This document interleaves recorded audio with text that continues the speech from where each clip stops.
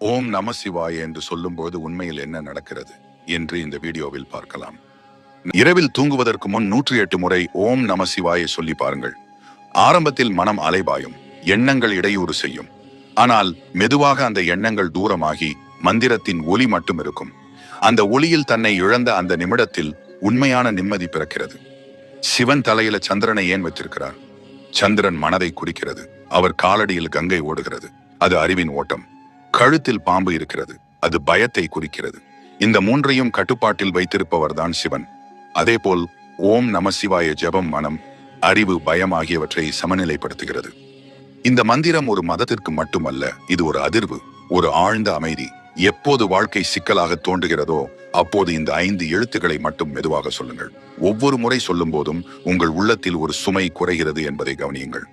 நீங்கள் எவ்வளவு பெரிய பிரச்சனையில இருந்தாலும் இந்த மந்திரம் உங்களுக்கு உடனடி தீர்வு தர